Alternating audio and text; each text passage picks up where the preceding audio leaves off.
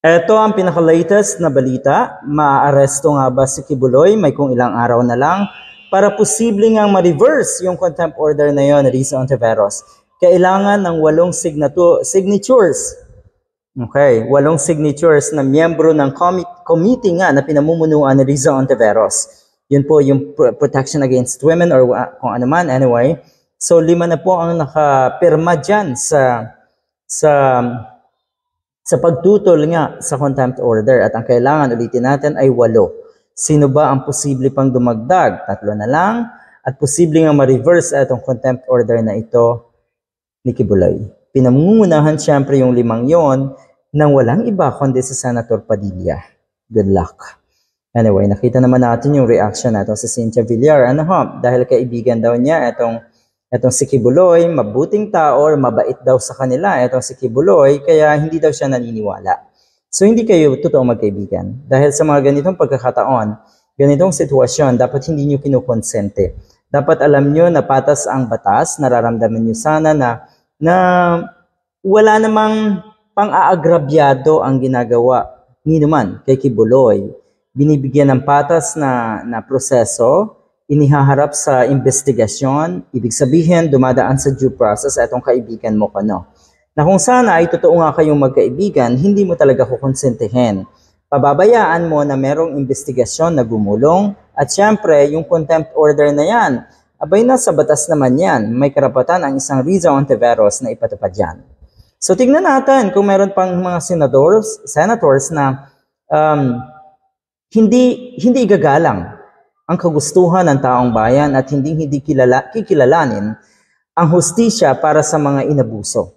Tignan natin kung sino pa yung 3 na susunod. Sana wala na para tuluyan na ngang mapa-aresto itong si Kibuloy. Ma-aresto nga ba? Bakit hindi?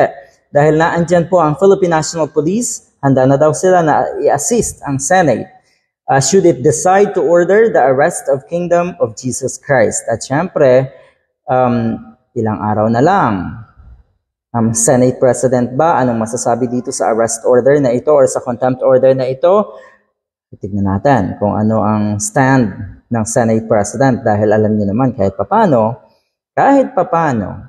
ay dikit din itong dalawang ito. Si Senate President at yun nga si Kibuloy.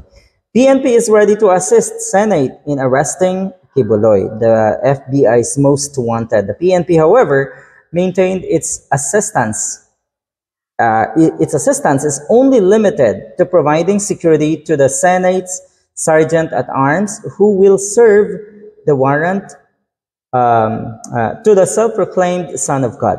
So ang talagang mag-aaresto dyan ay ang Senate Sergeant-at-Arms. Yun lang, with the assistance of PNP.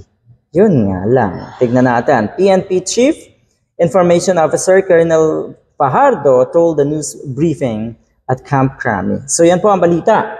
Na ang ibig sabihin, madali na lang sana yung ipatupad. Ang SESTI kasi ay itong mga pulpul na senators na hindi man lang isinaalang-alang yung mga kababayan natin na inabuso, yung mga kababayan natin na nagrereklamo sa napakahabang panahon na sangkaterbang reklamo, patong-patong na complainants ang lumalabas na. Matapang yung mga complainants na yan dahil alam nila sila ay nasa panig ng katotohanan at ipinaglalaban ang hustisya. Pero naandyan itong mga senators na ito na ibinoto ng taong bayan. Kaya doon sa mga biktima, pamilya ng biktima, sana tandaan nyo itong mga senators na ito na gustong ipa-reverse ang contempt order nga dito kay Kibuloy. Grabe.